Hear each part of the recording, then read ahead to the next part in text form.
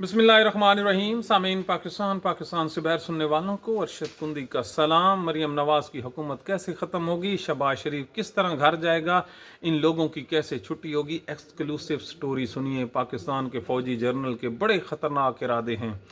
ये जर्नल किसी को पाकिस्तान में हुकूमत नहीं करने देगा। इसका अपना जो प्लानिंग है, इसकी अपनी प्लानिंग है, वो 2035 तक है। और हर ज़ई शऊर आदमी ये सवाल करता है और ये सोचता है कि इतना जो लंबा इक़्तिदार है वो किस तरह और क्यों कर इस बोझ के साथ वो आगे चलेगा। तो अब आप सुनिए, आपको फिर समझ आ जाएगी कि राजा सुल्तान सिकंदर को उसकी जो चीफ इलेक्शन कमिश्नर की मुद्दत मुलाजमत है, उसकी रिटायरमेंट के बावजूद भी उसने क्यों अपने साथ रखा हुआ है। तो सुनिए पाकिस्तानियों, एक जो फेज़ 1 होगा इनकी तब्दीली का, वो अप्रैल से शुरू होगा और वो होगा पाकिस्तान भर में बल्दियाती इलेक्शन के ज़रिए से। अब आप देखिए कि चीफ इलेक्शन कमिश्नर ने ये जो क्वेटा के 28 दिसंबर को इंतखाबात होने वाले थे, तो 25 दिसंबर को इन्होंने बलूचिस्तान हाई कोर्ट से स्टे लिया और उनको रुकवा दिया। इसी तरह इस्लामाबाद में जो चल रहे थे इंतखाबात बल्दियाती, उसको भी रोक दिया गया। पंजाब को कहा गया था, वो भी रोक दिया गया। और अब 28वीं तरमीम के ज़रिए पूरे पाकिस्तान में बल्दियाती इलेक्शन के बारे में एक नई कानून साजी हो रही है, जिसके मुताबिक एक नई लीडरशिप और एक नई फौज, जैसे जो जनरल अयूब खान था, उसने अपने लिए 80,000 के करीब जो लोग थे बल्दियात के, उनको जितवाकर उनसे अपने लिए उसने कॉन्फिडेंस लिया था। वो उसकी असम्बलियाँ थी जिसकी बुनियाद पर वो सदर मुंतखब हुआ था। तो जनरल आसिम मुनीर, इसी तरह पूरे पाकिस्तान में एक ही दिन, याद रखिए, पूरे पाकिस्तान में एक ही दिन बल्दियाती इलेक्शन करवा कर उसके नतीजे में जो लोग खड़े होंगे तो ये अपने लिए उनको इस्तेमाल करेगा। और ये तमाम लोग नून लीग, पीपल्स पार्टी, ये अपने घरों को चले जाएंगे और एक नया सिस्टम और नया निज़ाम हुकूमत होगा। ये जो खबर है, ये जो प्लानिंग है, ये उस वक्त लीक होती है जब पाकिस्तान के चोटी के 10 ताजिर जनरल आसिम मुनीर से मिलते हैं और वो शिकायत करते हैं कि हजूर, ये जो करप्शन है ना, उनका ताल्लुक पंजाब और सिंध से था, ये जो बड़े बिजनेसमैन थे, तो ये जो हुकूमतें हैं करप्ट, ये हमारे बिजनेस को आगे नहीं चलने देती। जनरल साहब ने उनसे कहा कि क्या वजह है कि हमारे मुल्क में जो मईशत है ये परफॉर्म नहीं कर रही। तो उन्होंने डायरेक्ट एलिगेशन लगाया कि ये जो पंजाब हुकूमत है, ये जो सिंध हुकूमत है, ये उनके बिजनेस की तरक्की में सबसे बड़ी रुकावट है। तो ये जब जनरल साहब सुनते हैं तो उनको एक खुशखबरी देते हैं कि आप थोड़ा सा सब्र करें, हम आपको एक ऐसा निज़ाम देंगे जिसमें ये लोग नहीं होंगे। तो अब आप नुक्तों से मिलाते जाइए तो एक आपको तस्वीर नजर आएगी। जनरल ने ताजरों को कहा कि एक ऐसा निज़ाम आएगा जिसमें ये नहीं होंगे, तो अगर ये नहीं होंगे तो इसका मतलब है नए लोग आएंगे और नया खड़ा होगा सिलसिला। अब इसी तरह जब ये नए लोग आएंगे तो पंजाब और सिंध के सूबे हैं, इनको तकसीम कर दिया जाएगा। पंजाब को 3 सूबों में तकसीम किया जा रहा है और सिंध को 2 सूबों में तकसीम किया जा रहा है। दोबारा कहता हूं, जो पंजाब है इसको 3 इकाइयों में डिवाइड किया जाएगा और सिंध को 2 में और बलूचिस्तान को भी 2 में तकसीम किया जाएगा।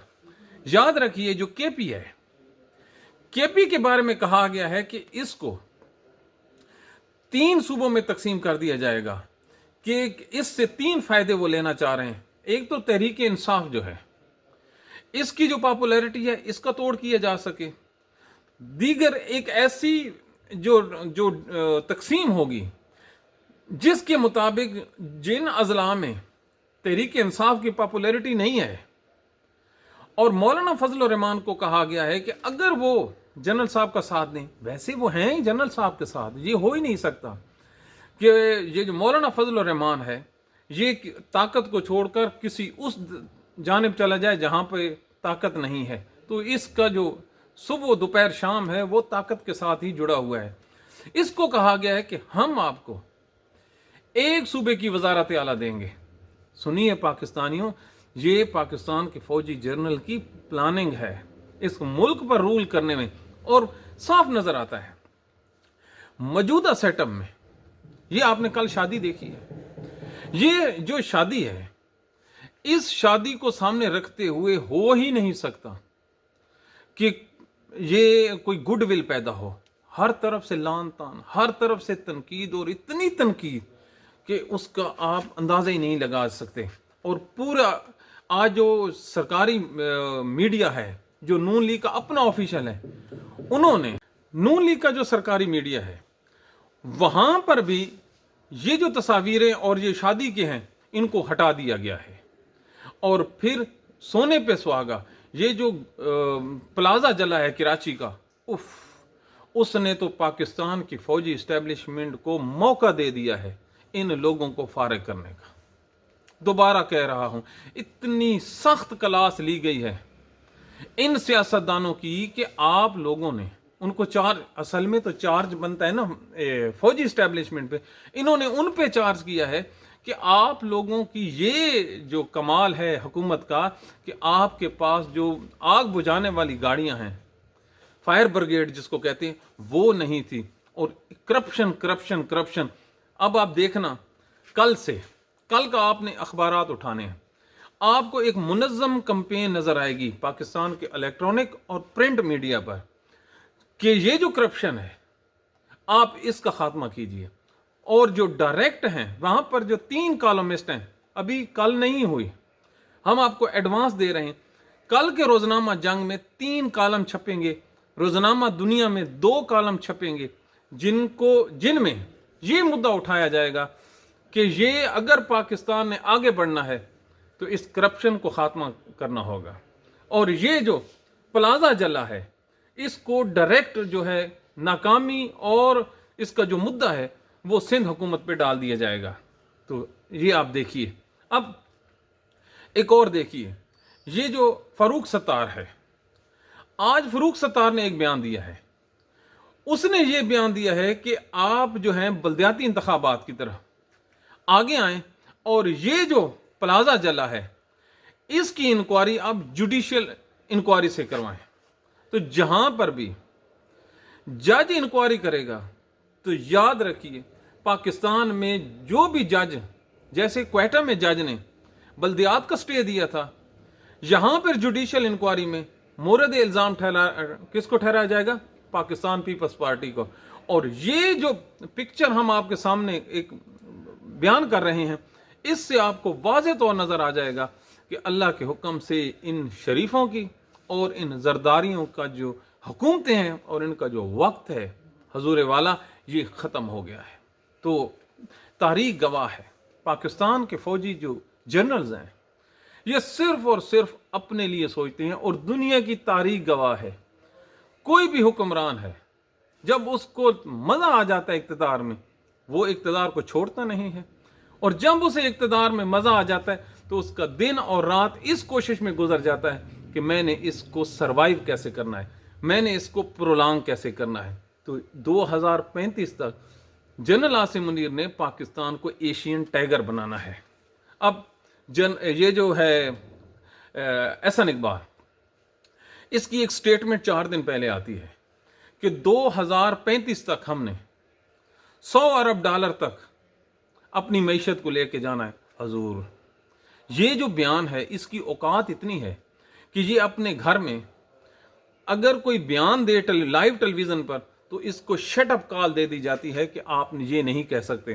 تو 2035 تک ایم کیو ایم سے لے کر نون لیگ کے اندر تک لوگ کیا کہہ رہے ہیں؟ 35 اور 35، مطلب جنرل عاصم منیر کا ایک فریم ورک، اس فریم ورک میں اگر کوئی فٹ نہیں آ رہا تو وہ پاکستان تحریک انصاف ہے۔ پاکستان تحریک انصاف کی جو کال ہے 8 فروری کی، یہ اتنی اہمیت کی حامل ہے، اور یاد رکھیے یہ ہڑتال फैसला करेगी कि जनरल आसिम मुनीर मजीद इस मुल्क पर हुकूमत कर सकता है या नहीं। और अगर सियासी सोच रखने वाले हों नून लीग और पीपल्स पार्टी वाले, तो ये 8 फरवरी की जो हड़ताल है इसको ये कामयाब करेंगे। और इस हड़ताल में वाज़ेह हो जाएगा कि ये जो हुकूमत है, याद रखिए, ना नून लीग के खिलाफ हड़ताल हो रही है, ना पीपल्स पार्टी के खिलाफ हो रही है, ना ही किसी और तंजीम के खिलाफ हो रही। ये डायरेक्ट जो 8 फरवरी की हड़ताल है ये हो रही है पाकिस्तान के फौजी जनरल आसिम मुनीर के अगेंस्ट। ये हो रही है इमरान खान को जो इन्होंने नाहक कैद कर रखा है। तो किसने कैद कर रखा है? अदालतों ने। किसके कहने पर? पाकिस्तान के फौजी जनरल के कहने पर। और अब हुकूमत कौन कर रहा है? जनरल आसिम मुनीर कर रहा है। तो सीधा सीधा 2 दूने 4। एक तरफ इस रजीम को गिराने की ताकत कौन रखती है? पाकिस्तान तहरीक इंसाफ। और दूसरी तरफ नए सेटअप को गिराने के लिए कौन से 2 चीजें गिरेंगी? पीपल्स पार्टी और नून लीग। नए कौन उभर के आएंगे? ये पंजाब और पूरे पाकिस्तान के बल्दियाती जो नुमाइंदे होते हैं। अब एक चीज आप जरा सोचिए कि जितने भी पेड जर्नलिस्ट हैं, आज से आपने देखना है अखबारात में ये बल्दियात के फायदे गिनवाने शुरू हो जाएंगे। और अभी 7 बजे हैं पाकिस्तान में जब हम आपसे ये मुखातिब हैं। आप 9 बजे से लेकर 11 बजे तक देखना, आज कल और परसों, और फिर सीरीज चलेगी कि बल्दियाती इलेक्शन पाकिस्तान में क्यों नहीं हो रहे। जैसे ही बल्दियाती इंतखाबात का शोशा खड़ा होगा तो याद रखिए ये पाकिस्तान के जो इस्टेब्लिशमेंट का जो तवील मुद्दत एक नया तजर्बा है, ये उसकी बुनियाद है। अगर बल्दियात ना हो तो ना मजीद हुकूमतें कायम रह सकती हैं, ना ही कोई नया सेटअप खड़ा हो सकता है। क्यों? पंजाब की असम्बली नून लीग का कब्जा, जो सिंध की असम्बली पीपल्स पार्टी का कब्जा। और ये नहीं हो सकता इनको टांगों से पकड़कर बैर फेंक दें, इनको रावी में फेंक दें पंजाब वालों को, और सिंध वालों को समुंदर में। ना बाबा, हर चीज के एक तोड़ होता है। और जब सूबे डिवाइड होंगे तो ये खुद ब खुद अपनी मौत आप मर जाएंगे। तो ये हैं पाकिस्तान के वो हालात जिनको मद्देनजर रखते हुए ये नक्शा खींचा गया है। तो आलमी सतह पर आज आप देखिए, पाकिस्तान ने सऊदी अरब से मुआहदा किया दिफा का। आज इंडिया जो है वो यूएई के साथ मुआहदा करने जा रहा है। यूएई, इसका मतलब पाकिस्तानियों की जितनी भी जायदादें दुबई में पड़ी हैं वो हजूर खतरे में आ गई हैं। अब इंडिया का जो इत्तेहादी होगा डिफेंस में वो मुत्तहिदा अरब इमारात दुबई, और जो असल जंग लड़ी जानी है वो लड़ी जानी है गवादर की बंदरगाह पर, जो कुछ फासले पर वाक़िया है। तो आने वाला दिन जो है ये तकाजा कर रहा है कि बहुत बड़ी जंग, बहुत बड़ी बैटल जो है पाकिस्तान के सूबे बलूचिस्तान में लड़ी जानी है। तो इस मौके पर महमूद खान अचकजई का अपोजिशन लीडर बन जाना और बलोचों को साथ मिलाने का जो एक कुलिया बचता है वो सिर्फ और सिर्फ महमूद खान अचकजई है। तो ये पाकिस्तान के मौजूदा हालात हैं जिसमें से ये तकाजा करते हैं कि अगर इंसाफ के साथ ना चला गया, अगर इंसाफ का रास्ता ना छोड़ा गया, तो पाकिस्तान कोई सानिया बड़ा वो वसूल कर सकता है, सामना कर सकता है। लेकिन अफसोस इस तरफ किसी ने तवज्जो नहीं देनी। तवज्जो किस पे देनी है? शादियां कैसे करनी है? बड़ा मुकाबला हुआ है सिंध में और पंजाब में 2 शाही ख़ानदानों का। तो ये बर्बाद होंगे अपने हाथों से। अल्लाह का कुरान कहता है मैं किसी को ज़बरदस्ती या जुल्म के ज़रिए से बर्बाद नहीं करता, जो बर्बाद हुआ है अपने हाथों से हुआ है। तो ये वो पाकिस्तान के मौजूदा हालात हैं। अल्लाह ताला आप लोगों को सलामत रखे। हमें अपने जो कमेंट्स हैं उससे बारे आगाह करते रहिए। Thank you very much.